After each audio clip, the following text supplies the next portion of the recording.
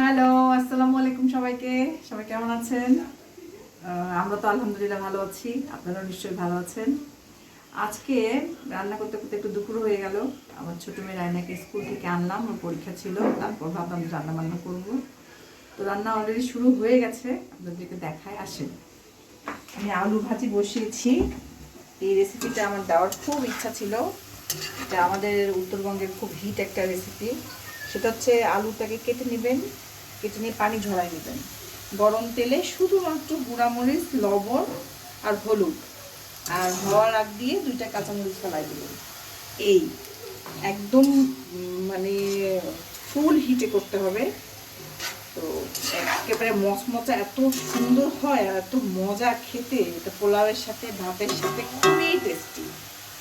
আবার এটা হয়ে আসছে, জাস্ট 2টা কাঁচামরিচ ফেলাই দিব। এই আপনারা বানিয়ে খাবেন, দেখবেন খুবই মজা লাগবে। আর সাথে আমি আজকে রান্না করব চিকেন। আমার বাচ্চারা আসলে রেগুলারই চিকেন খায়, তো এই কারণে আমার চিকেনটাই বেশি রান্না করতে হয়। এই আর কি, আপনারা আবার বোর হয়ে যাবেন না চিকেন দেখতে দেখতে। ঠিক আছে, দেখাচ্ছি ওটা তাহলে। এটাকে বেড়ে সার্ভ করে ফেলি টেবিলে।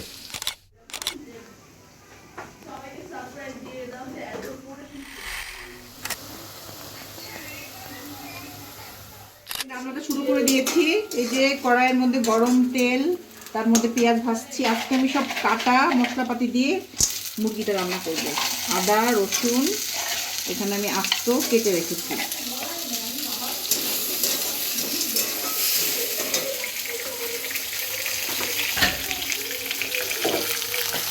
তারপর ধোয়া চিকেনটা আমি দিয়ে দিব।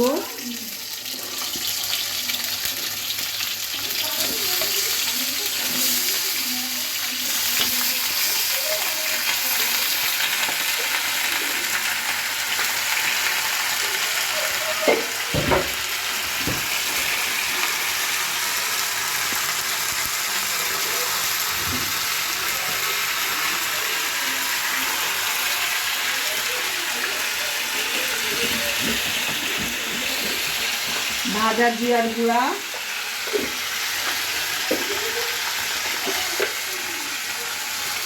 গুঁড়া মরিচ, মরিচটা বেশি দিব,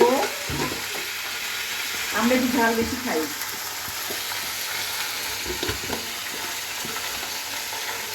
লবণ পরিমাণ মতো, 1 চামচ একটু বেশি।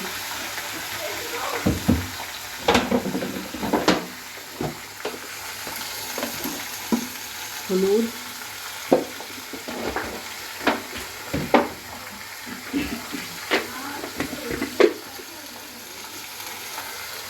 তেজপাতা,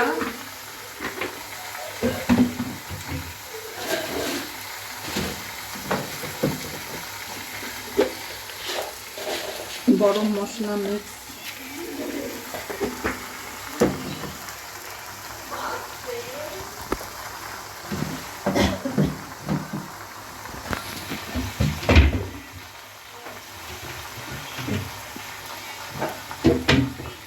আজকে আমি একটু অন্যভাবে করছি।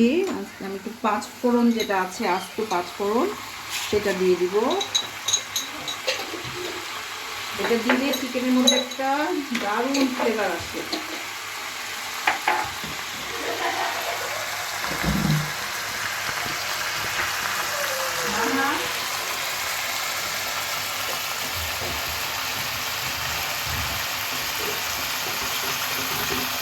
একটু গোটা জিরা দিয়ে দিলাম।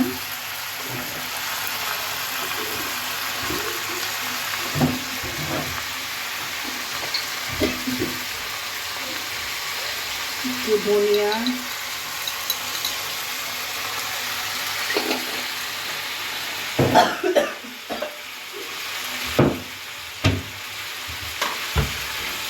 লাস্টে একটু টক দই দিয়ে দিব। এটাকে কষাবো সুন্দর করে। এটা একটু ফ্রাই হবে, মাখা মাখা, ঝাল মানে একদম ঝোল ঝোল হবে না।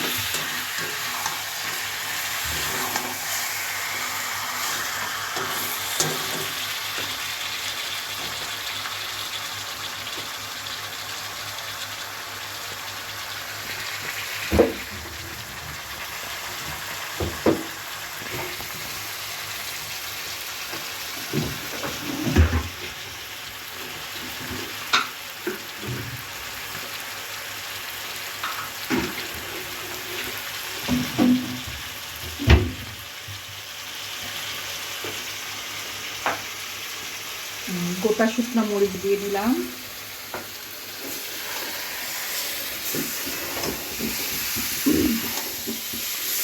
এটাকে সুন্দর করে একটু ভাজা ভাজা করে কষাবো।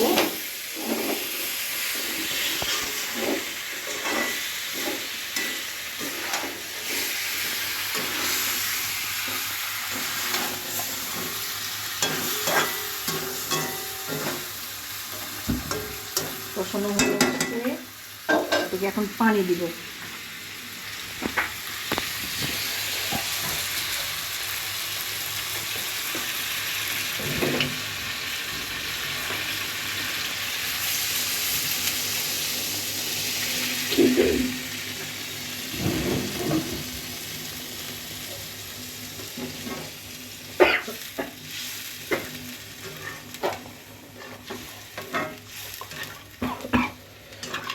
এটা একটা ঝাঁজ বেরোচ্ছে, জন্য একটু কাশি হচ্ছে আমাদের। এটাকে এখন সুন্দর করে ঢেকে দিয়ে একদম ফুল হিটে এটাকে আমরা বয়েল করব।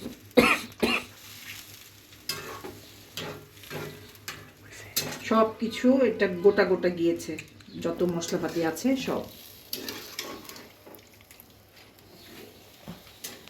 দেখাচ্ছি এরপরের লুকসটা।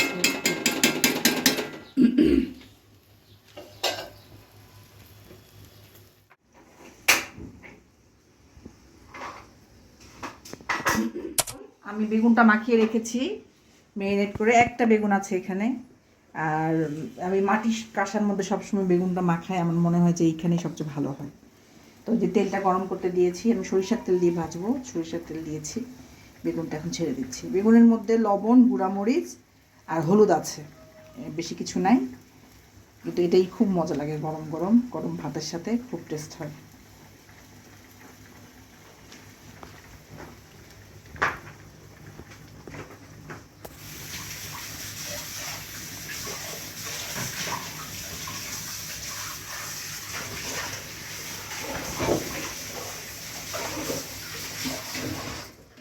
বেগুনটা গরম হয়ে আসছে, তেলটা একেবারে ডোবা তেলে ভাজলে বেগুন ভাজিটা বেশি ভালো হয়।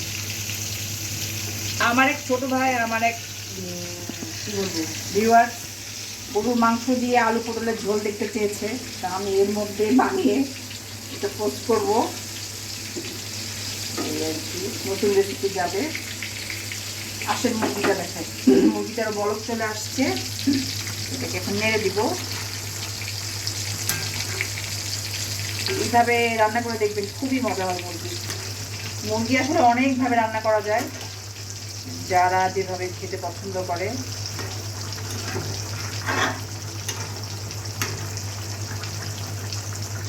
আজকের মুরগিটা হচ্ছে 5 ফোড়ন উইথ মুরগি চিকেন।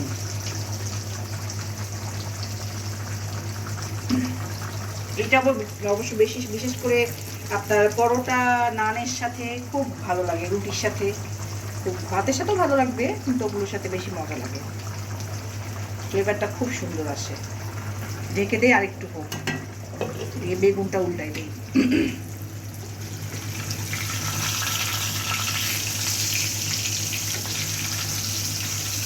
আমার তো বেগুন ভাজি খুব পছন্দ।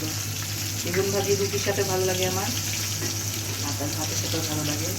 আমার বাচ্চারাও খুব পছন্দ করে। আসলে আমাদের ঢাকা শহরের সংসারগুলো এত ছোট ছোট, বাচ্চাদের চয়েসটা মাথায় রেখে নিজেদের চয়েসের সাথে মিলিয়ে যেটা হয় আর কি, সেইভাবে রান্নাবান্না করতে হয়। না হলে দেখা যায় খাবার টেবিলে ওরা খেতে চায় না, খাবার নিয়ে সবসময় বায়না, এটা খাবো না, ওটা খাবো না, এটা কেন, ওটা কেন। ছেলে মেয়ে বড় হয়ে গেলে এক ধরনের সমস্যা, ছোট থাকলে আরেক ধরনের সমস্যা, এই আর কি। তাদের চয়েস মন মর্জি সব মাথায় রাখতে হয় সব সময়। এটাকে একটু খোলা রাখবো যাতে করে পানিটা একটু দ্রুত শুকায়। সুন্দর লাগছে দেখতে, আস্তে আস্তে রসুনগুলো সব ভেসে উঠছে।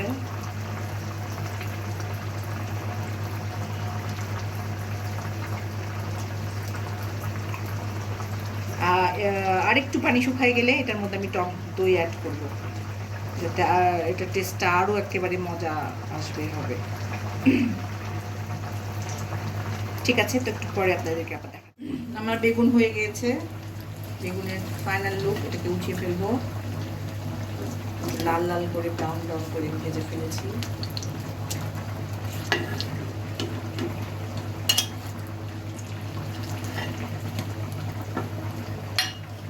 এটাকে টেবিলে সার্ভ করবো।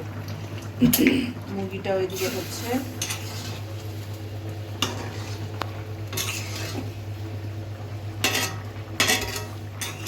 পানিটা একটু শুকাবে, তাহলে হয়ে যাবে। ফ্রিজে ছিল তো পুরোপুরি মেল্ট হয়নি আর কি, একটু বড় পাচ্ছে, সমস্যা নেই, চুলার উপরে গেলে সব ঠিক হয়ে যাবে।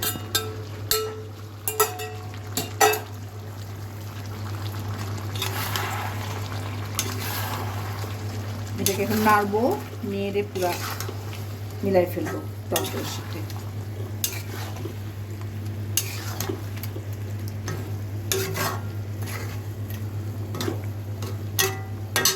চুলার আগুনটা একদম হাই হিটে জ্বলছে।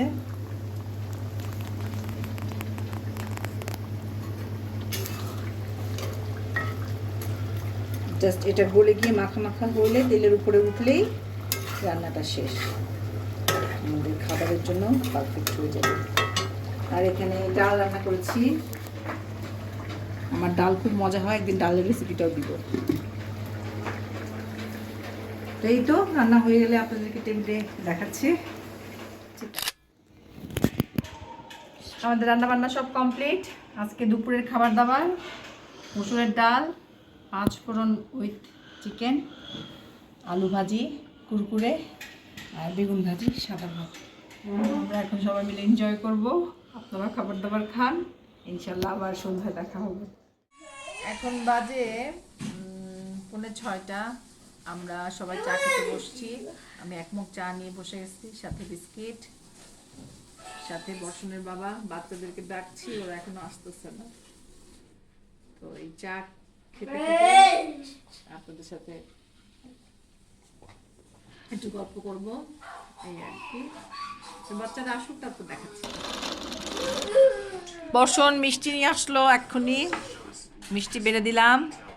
চা খাচ্ছে বর্ষণের বাবা। বর্ষণ চা কেমন হচ্ছে? বর্ষণ বাবা ভালো,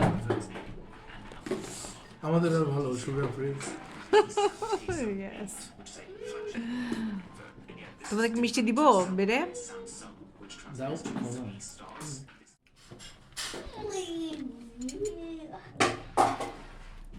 মিষ্টি খাও।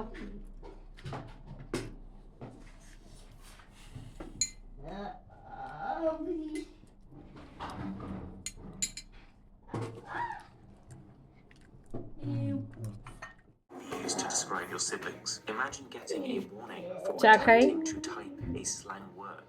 That's preparation on a level that I আপনাদের কাদের কাদের চা খেতে ভালো লাগে সকাল বিকেল জানাবেন কমেন্ট করে।